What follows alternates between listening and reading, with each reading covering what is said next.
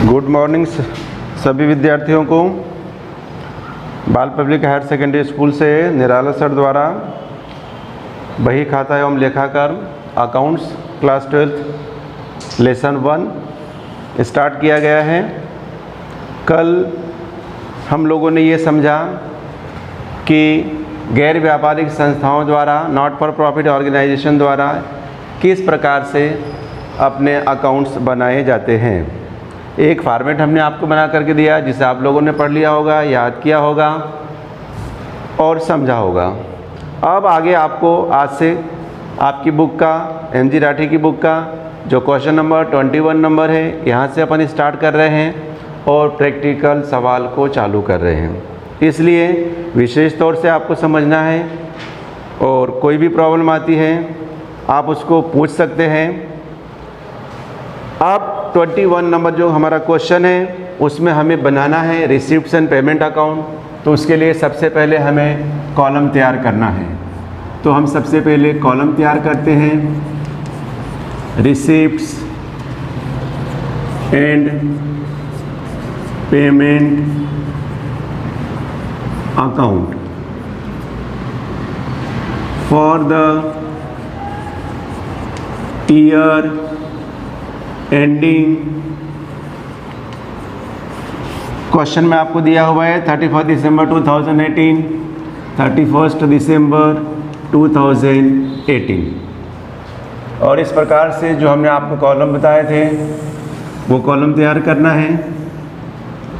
Column सभी को मालूम है, सभी ने पढ़ लिया है। कॉलम में सबसे पहले डेबिट साइड में हमारा कॉलम होता है रिसिप्ट्स का होता है, जो हमें यहाँ पर लिखना है रिसिप्ट्स अमाउंट पेमेंट अमाउंट।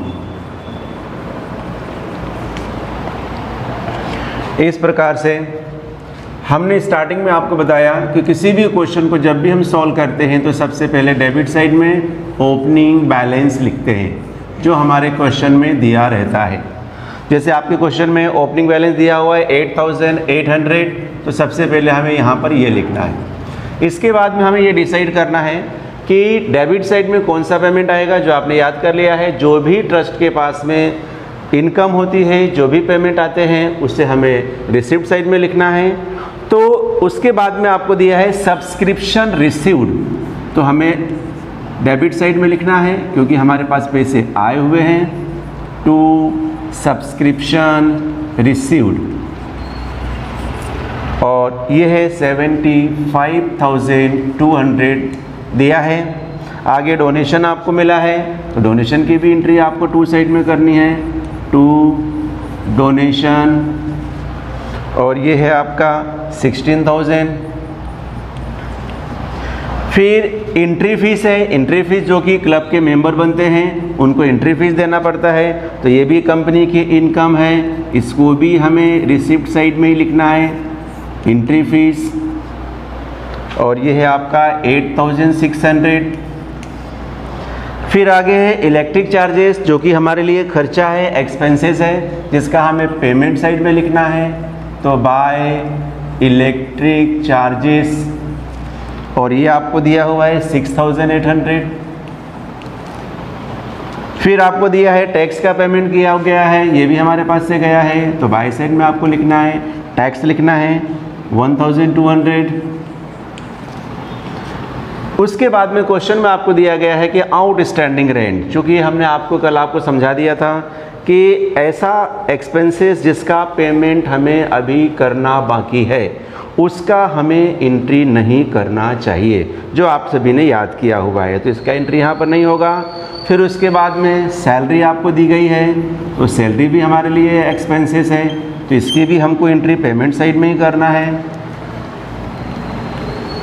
इसके बाद में एक हॉनरेनियम है, इट मीन्स इसका मतलब होता है इन्वेस्टमेंट। इन्वेस्टमेंट यानी संस्था के पास में, ट्रस्ट के पास में यदि एक्सेस पैसा हो जाता है तो उस पैसे को वो किसी कंपनी में इन्वेस्ट भी करते हैं। तो ऐसी कंडीशन में इसका भी एंट्री हमें बाय साइड में करना है, इन्वेस्टमेंट की एंट्री, क्योंकि पेमेंट हमारे पास से जा रहा है, वो है आपका 5000।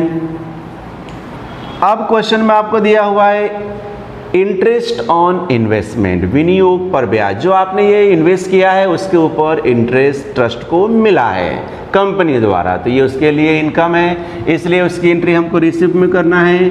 तो टू इंटरेस्ट ऑन इन्वेस्टमेंट, और इसकी एंट्री भी हमको 5900 दिया हुआ है, ये हमने टू साइड में कर दिया। उसके बाद में स्टेशनरी, जो कि हमारे लिए खर्चा है, ट्रस्ट के लिए एक्सपेंसेस है, तो इसको हमको बाय में लिखना है, बाय स्टेशनरी, और ये आपको दिया हुआ है इसके अंतर्गत 700, ये अपन ने मेंशन कर दिया। बराबर आप बुक में देखेंगे तो आपको समझ में आएगा कि कहाँ पर क्वेश्चन में क्या लिखा हुआ है। फुटकर एक्सपेंसेस, जिसको हम कहते हैं छोटे मोटे चाय पानी नाश्ते के जो खर्चे होते हैं, तो जिसको हम सन्ड्री एक्सपेंसेस के नाम से यहाँ पर मेंशन करते हैं, तो ये भी हमारे लिए खर्चा है, सन्ड्री एक्सपेंसेस, इसको भी हमको बाय साइड में लिखना है। फिर संस्था ने किसी चीज़ का इंश्योरेंस करा रखा है जिसका उनको प्रीमियम भरना पड़ता है, तो ये भी हमारे लिए एक प्रकार से एक्सपेंसेस है, इसकी भी एंट्री हमको बाय साइड में ही करना है, इंश्योरेंस के नाम से एक्सपेंसेस, और ये आपको दे के रखा है 600। चूँकि आखिरी में आपके क्वेश्चन में डेप्रीशिएशन दिया हुआ है, जिसको हम हिंदी में मूल्यह्रास कहते हैं, तो इसके विषय में भी हमने कल आपको चर्चा किया था कि डेप्रीशिएशन एक प्रकार से केस जैसा खर्चा नहीं है, इसलिए हमें इसको मेंशन नहीं करना चाहिए। इस प्रकार से ये क्वेश्चन को कंप्लीट करने के लिए ट्रस्ट ये चेक करता है कि रियल में उसके पास में 1 ईयर में कितना पेमेंट इन हुआ है, कितना पैसा आया है और कितना पैसा आउट हुआ है।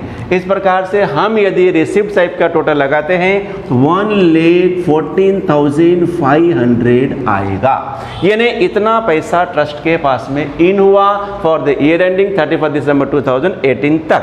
अब उन्होंने इसमें से जो भी एक्सपेंसेस आपको दिख रहे हैं ये उन्होंने खर्च कर दिया।